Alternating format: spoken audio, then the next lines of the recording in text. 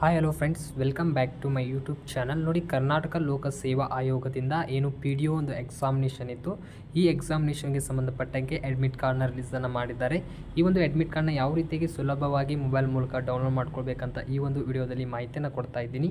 So ಅದಕ್ಕೂ ಮುಂಚೆ ಇನ್ನೂ ನಮ್ಮ ಯೂಟ್ಯೂಬ್ ಚಾನಲ್ನ ಯಾರು ಸಬ್ಸ್ಕ್ರೈಬನ್ನು ಮಾಡ್ಕೊಂಡಿಲ್ಲ, ಬೇಗನೆ ನಮ್ಮ ಯೂಟ್ಯೂಬ್ ಚಾನಲ್ನ ಸಬ್ಸ್ಕ್ರೈಬನ್ನು ಮಾಡ್ಕೊಳ್ಳಿ. ಅದರ ಜೊತೆಗೆ ಇನ್ನೂ ಯಾರು ಟೆಲಿಗ್ರಾಮ್ ಗ್ರೂಪಿಗೆ ಜಾಯ್ನ್ ಆಗಿಲ್ಲ ನೋಡಿ, ನಾನು ಡಿಸ್ಕ್ರಿಪ್ಷನ್ ಬಾಕ್ಸ್ಗಳಿಗೆ ಟೆಲಿಗ್ರಾಮ್ ಗ್ರೂಪ್ ಲಿಂಕನ್ನು ಕೊಟ್ಟಿರ್ತೀನಿ. ಅದರ ಮೇಲೆ ಕ್ಲಿಕ್ ಮಾಡಿಕೊಂಡು ಜಾಯ್ನನ್ನು ಆಗ್ಬೋದು. ನೋಡಿ, ಏನು ಒಂದು ಪಂಚಾಯತ್ ಡೆವಲಪ್ಮೆಂಟ್ ಆಫೀಸರ್ನ ನೇಮಕಾತಿ ಮಾಡಿದ್ದಾರೆ. ಈ ಒಂದು ಹುದ್ದೆಯ ಒಂದು ಎಕ್ಸಾಮ್ ಡೇಟ್ನ ಈಗಾಗಲೇ ಅನೌನ್ಸ್ ಮಾಡಿದ್ದಾರೆ. 7th ಮತ್ತು 8th ನಿಮಗೆ ಎಕ್ಸಾಮಿನೇಷನ್ ಇದೆ. 7th ಒಂದು ಕನ್ನಡ ಕಡ್ಡಾಯ ಎಕ್ಸಾಮಿನೇಷನ್ನ ಕಂಡಕ್ಟ್ ಮಾಡಿದ್ದಾರೆ. 8th ನಿಮಗೆ ಮೇನ್ ಎಕ್ಸಾಮಿನೇಷನ್ ಇರುತ್ತೆ. ಈ ಒಂದು ಎಕ್ಸಾಮಿನೇಷನ್ಗೆ ಸಂಬಂಧಪಟ್ಟಂಗೆ ಅಡ್ಮಿಟ್ ಕಾರ್ಡ್ನ ರಿಲೀಸನ್ನು ಮಾಡಿರ್ತಾರೆ. ಅದನ್ನು ಯಾವ ರೀತಿಯಾಗಿ ಡೌನ್ಲೋಡ್ ಮಾಡ್ಕೊಳ್ಬೇಕಂತ ಈ ಒಂದು ವಿಡಿಯೋದಲ್ಲಿ ನೋಡೋಣ. ನೋಡಿ, ಮೊದಲನೇದಾಗಿ ನಾನು ಈ ಒಂದು ವೆಬ್ಸೈಟ್ ಲಿಂಕ್ ಡೈರೆಕ್ಟಾಗಿ ನಾನು ಡಿಸ್ಕ್ರಿಪ್ಷನಲ್ಲಿ ಕೊಟ್ಟಿರ್ತೀನಿ. ಓಪನ್ ಮಾಡ್ಕೊಳ್ಳಿ. ಓಪನ್ ಮಾಡಿದ ತಕ್ಷಣ ಈ ರೀತಿಯಾಗಿ ಒಂದು KPSC ಅವರ ಒಂದು ವೆಬ್ಸೈಟ್ ಓಪನ್ ಆಗುತ್ತೆ. ಇಲ್ಲೇನಿಲ್ಲ, ನಿಮ್ಮ ಒಂದು ಯೂಸರ್ ನೇಮ್ ಅಥವಾ ಒಂದು ಪಾಸ್ವರ್ಡ್ನ ಹಾಕಿ ಲಾಗಿನ್ ಮಾಡಿ ಒಂದು ಅಡ್ಮಿಟ್ ಕಾರ್ಡ್ನ ಡೌನ್ಲೋಡ್ ಮಾಡ್ಕೊಳ್ಬೇಕಾಗತ್ತೆ. ನೋಡಿ, ಮೊದಲನೇದಾಗಿ ಇಲ್ಲಿ ಯೂಸರ್ ನೇಮ್ ಮತ್ತು ಪಾಸ್ವರ್ಡ್ನ ಹಾಕಿ ಲಾಗಿನನ್ನು ಮಾಡ್ಕೊಳ್ಳಿ. ಇಲ್ಲಿ ಏನು ನೀಡಬೇಕಂದ್ರೆ, ಮೊದಲನೇದಾಗಿ ಇಲ್ಲಿ ಯೂಸರ್ ನೇಮ್ ನಿಮ್ಮ ಒಂದು ಮೊಬೈಲ್ ನಂಬರ್ನಾದರೂ ಇಟ್ಕೊಳ್ಬೋದು, ಇಮೇಲ್ ID ಅದನ್ನು ಇಟ್ಕೊಳ್ಬೋದು, ಅಥವಾ ಒಂದು ರಿಜಿಸ್ಟರ್ ನಂಬರ್ ಮೂಲಕ ನೀವು ಲಾಗಿನ್ ಆಗ್ಬೋದು. ಆದಷ್ಟು ನೀವು ಯಾವ ಒಂದು ಮೊಬೈಲ್ ನಂಬರಿಂದ ಅಪ್ಲಿಕೇಶನ್ ಹಾಕಿದ್ದೀರಲ್ಲ ಆ ಒಂದು ಮೊಬೈಲ್ ನಂಬರ್ನ ಇಲ್ಲಿ ನೀವು ಫಿಲ್ಲನ್ನು ಮಾಡ್ಕೊಳ್ಳಿ. ಇದಾದ ತಕ್ಷಣ ಒಂದು ಪಾಸ್ವರ್ಡ್ ಕೇಳುತ್ತೆ. ಈಗಾಗಲೇ ನೀವು ಒಂದು ಅಪ್ಲಿಕೇಶನ್ ಹಾಕುವಾಗ ಅಥವಾ ಒಂದು ಈ ಅಕೌಂಟ್ನ ಕ್ರಿಯೇಟ್ ಮಾಡುವಾಗ ಪಾಸ್ವರ್ಡ್ನ ಕ್ರಿಯೇಟ್ ಮಾಡಿರ್ತೀರ. ನಿಮ್ಮ ಕಡೆ ಪಾಸ್ವರ್ಡ್ ಇದ್ದರೆ ನೀವು ಪಾಸ್ವರ್ಡ್ನ ಹಾಕಿ ಸೈನ್ ಇನ್ ಅಂದರೆ ಲಾಗಿನನ್ನು ಮಾಡಿ ಅಡ್ಮಿಟ್ ಕಾರ್ಡ್ನ ತೆಗೆದುಕೊಳ್ಬೋದು. ಇಲ್ಲ, ನನಗೆ ಯಾವುದೇ ರೀತಿಯಾಗಿ ನಮಗೆ ಪಾಸ್ವರ್ಡ್ ಗೊತ್ತಿಲ್ಲ, ಪಾಸ್ವರ್ಡ್ನ ಯಾವ ರೀತಿಯಾಗಿ ಫಾರ್ಗೆಟನ್ನು ಮಾಡ್ಕೋಬೇಕು ಅಂದರೆ ವಾಪಸ್ ತೆಗೆದುಕೊಳ್ಬೇಕಂತ ನೋಡೋದಾದರೆ ಇಲ್ಲಿ ಫಾರ್ಗೆಟ್ ಪಾಸ್ವರ್ಡ್ ಅಂತ ಇದೆ ನೋಡಿ. ಪಾಸ್ವರ್ಡ್ ಮರಿತಿದೆ ಅಂತಂದರೆ ಈ ಆಪ್ಷನ್ ಮೇಲೆ ಕ್ಲಿಕ್ ಮಾಡಿದರೆ ನಿಮಗೆ ಇಲ್ಲಿ 3 ರೀತಿಯ ಆಪ್ಷನ್ಸ್ಗಳು ಬರ್ತವೆ. ಈಗಾಗಲೇ ನೀವು ನಿಮ್ಮ ಒಂದು ಅಪ್ಲಿಕೇಶನಲ್ಲಿ ಇಮೇಲ್ ID ಆಗಿರ್ಬೋದು, ಮೊಬೈಲ್ ನಂಬರ್ ಆಗಿರ್ಬೋದು, ಒಂದು ರಿಜಿಸ್ಟ್ರೇಷನ್ ನಂಬರ್ ಮೂಲಕ ನೀವು ಫಾರ್ಗೆಟ್ನ ಮಾಡ್ಕೋಬೋದು. ನಿಮ್ಮ ಕಡೆ ಮೊಬೈಲ್ ನಂಬರ್ ಇರುತ್ತಲ್ಲ, ಈ ಮೊಬೈಲ್ ನಂಬರ್ ಮೂಲಕ ನೀವು ಫಾರ್ಗೆಟ್ನ ಮಾಡ್ಕೊಳ್ಳಿ.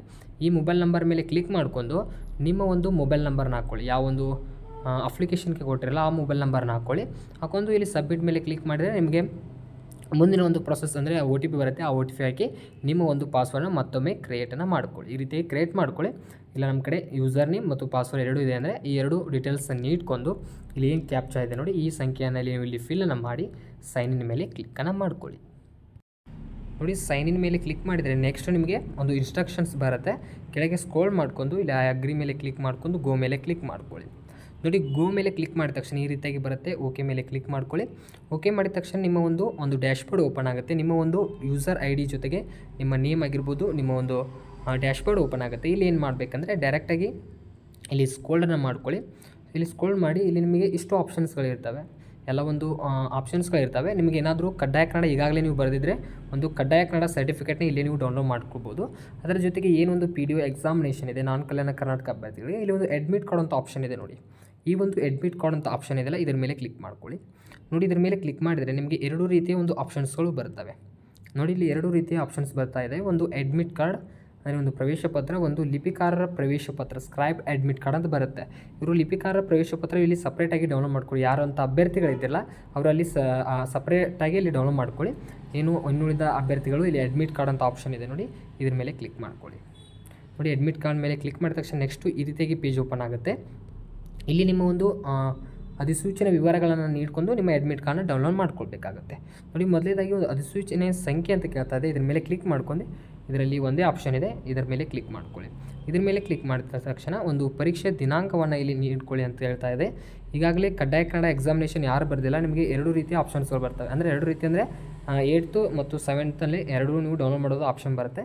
ಇಲ್ಲಿ ನಿಮಗೆ ಎಕ್ಸಾಮಿನೇಷನ್ ಇವರೀಗ ಕಂಡಕ್ಟ್ ಮಾಡ್ತಾ ಇರೋದು 8/12/2024 ಮತ್ತು ಕಡ್ಡಾಯ ಕನ್ನಡ ನಿಮಗೆ 7/12/2024 ಇದೆ.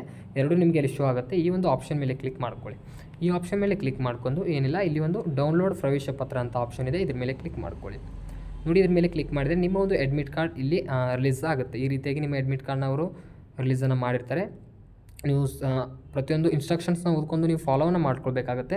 ನೋಡಿ ಇಲ್ಲಿ ಪ್ರತಿಯೊಬ್ಬ ಅಭ್ಯರ್ಥಿಗಳು ಯಾವ ರೀತಿಯಾಗಿ ಇನ್ಸ್ಟ್ರಕ್ಷನ್ಸ್ನ ಕೊಟ್ಟಿರ್ತಾರೆ ಅಂತ ಇಲ್ಲಿ ನೀವು ಮಾಹಿತಿ ಕೊಟ್ಟಿರ್ತಾರೆ, ನೀವು ಚೆನ್ನಾಗಿ ನೋಡ್ಕೊಳ್ಳಿ. ಬೇಕಾದ್ರೆ ನೆಕ್ಸ್ಟ್ ವಿಡಿಯೋದಲ್ಲಿ ಏನೇನು ಮಾಡಬೇಕಂತ ಅದು ಸಪ್ರೇಟಾಗಿ ವಿಡಿಯೋ ಮಾಡ್ತೀನಿ. ಸದ್ಯಕ್ಕೆ ಈ ರೀತಿಯಾಗಿ ಅಡ್ಮಿಟ್ ಕಾರ್ಡ್ನ ನೀವು ಡೌನ್ಲೋಡನ್ನು ಮಾಡ್ಕೊಳ್ಬೋದು. ನೋಡಿ ಕರ್ನಾಟಕ ಲೋಕಸೇವಾ ಆಯೋಗದಿಂದ ಈ ಒಂದು ಅಡ್ಮಿಷನ್ ಟಿಕೆಟ್ನ ಇವರು ರಿಲೀಸನ್ನು ಮಾಡಿರ್ತಾರೆ. ಇಲ್ಲಿ ನಿಮ್ಮ ಒಂದು ಫೋಟೋ ಆಗಿರ್ಬೋದು, ನಿಮ್ಮೊಂದು ಕ್ಯಾಂಡಿಡೇಟ್ ನೇಮ್ ಆಗಿರ್ಬೋದು, ಒಂದು ರಿಜಿಸ್ಟ್ರೇಷನ್ ನಂಬರ್ ಆಗಿರ್ಬೋದು, ಅದರ ಜೊತೆಗೆ ಒಂದು ಕೇಂದ್ರ ಸಂಖ್ಯೆ ಮತ್ತು ಯಾವೊಂದು ಸೆಂಟರ್ನಲ್ಲಿದೆ ನಿಮ್ಮ ಎಕ್ಸಾಮಿನೇಷನ್ ಬಗ್ಗೆ ಸಂಬಂಧಪಟ್ಟಂಗೆ ಇಲ್ಲಿ ಡೀಟೇಲ್ಸ್ನ ನೀಡಿರ್ತಾರೆ. ನೋಡಿ ಈ ರೀತಿಯಾಗಿದೆ. ಅದರ ಜೊತೆಗೆ ನಿಮಗೆ 2 ರೀತಿಯ ಒಂದು ಎಕ್ಸಾಮಿನೇಷನ್ ಈಗಾಗಲೇ ಇದ್ದಾವೆ. ಕನ್ನಡ ಇದ್ದರೆ ನಿಮಗೆ 3 ಎಕ್ಸಾಮಿನೇಷನ್ ಇರುತ್ತೆ. ಏನು 2 ಎಕ್ಸಾಮಿನೇಷನ್ ಇದ್ದ ಅಭ್ಯರ್ಥಿಗಳಿಗೆ ಈ ರೀತಿಯಾಗಿ ಡೇಟ್ ಜೊತೆಗೆ ಮತ್ತು ಟೈಮಿಂಗ್ ಜೊತೆಗೆ ಆಗಿರ್ಬೋದು, ಯಾವ ಒಂದು ಪೇಪರ್ ಇದೆ ಮತ್ತು ಯಾವ ಒಂದು ಅಡ್ರೆಸ್ನಲ್ಲಿ ನಿಮಗೆ ಎಕ್ಸಾಮಿನೇಷನ್ ಇಲ್ಲಿ ನೀಡಿದ್ದಾರೆ, ಅಂದರೆ ವೆನ್ಯೂ ನೀಡಿದ್ದಾರೆ, ವಿಳಾಸವನ್ನು ನೀಡಿದ್ದಾರೆ ಅಂತ ನೀವು ಈ ರೀತಿಯಾಗಿ ಚೆಕ್ ಮಾಡ್ಕೊಳ್ಬೋದು. ಈ ರೀತಿಯಾಗಿ ಡೌನ್ಲೋಡನ್ನು ಮಾಡ್ಕೊಳ್ಳಿ. KPSCಯಿಂದ PDO ಎಕ್ಸಾಮಿನೇಷನ್ ಯಾರು ಬರೀತಾ ಇದ್ದಾರೆ ಪ್ರತಿಯೊಬ್ಬರು ಈ ರೀತಿಯಾಗಿ ಅಡ್ಮಿಟ್ ಕಾರ್ಡ್ನ ರಿಲೀಸನ್ನು ಮಾಡಿರ್ತಾರೆ, ಇದನ್ನು ಡೌನ್ಲೋಡ್ ಮಾಡ್ಕೊಳ್ಳಿ. ಅದರ ಜೊತೆಗೆ ಇದು PDF ಫಾರ್ಮೆಟಲ್ಲಿ ನಿಮ್ಗೆ ಏನಾದರೂ ಬಂದರೆ ಇಲ್ಲಿ ಪ್ರಿಂಟ್ ಅಂತ ಆಪ್ಷನ್ ಇದೆ, ಇದ್ರ ಮೇಲೆ ಕ್ಲಿಕ್ ಮಾಡ್ಕೊಂಡು ಮೊಬೈಲ್ನಲ್ಲಿ ಸೇವ್ ಮಾಡ್ಕೊಳ್ಳಿ. ನಿಮ್ಗೆ ಏನಾದರೂ ಮೊಬೈಲ್ನಲ್ಲಿ ಸೇವ್ ಆಗ್ತಾ ಇಲ್ಲ ಅಂದರೆ ಇದನ್ನು ಸ್ಕ್ರೀನ್ಶಾಟ್ ಮಾಡ್ಕೊಳ್ಳಿ. ಅಂದರೆ ಸ್ಕ್ರೀನ್ಶಾಟ್ನ ತೆಗೆದುಕೊಂಡು ನೀವು PDF ಕನ್ವರ್ಟ್ ಮಾಡ್ಕೊಂಡು PDF ಅಲ್ಲಿ ಡೌನ್ಲೋಡನ್ನು ಮಾಡ್ಕೊಂಡು ನೀವು ಅದನ್ನು ಪ್ರಿಂಟನ್ನು ಮಾಡಿಸ್ಕೋಬೋದು, ಸ್ಕ್ರೀನ್ಶಾಟನ್ನು ತೊಗೊಳ್ಬೋದು. ಏನಾದರೂ ಪ್ರಿಂಟ್ ಆಪ್ಷನಲ್ಲಿ ಪ್ರಿಂಟ್ ಬಂದರೆ ನೀವು ಪ್ರಿಂಟು ತೆಗೆದುಕೊಳ್ಬೋದು. ಈ ರೀತಿಯಾಗಿ ಡೌನ್ಲೋಡನ್ನು ಮಾಡ್ಕೊಳ್ಳಿ.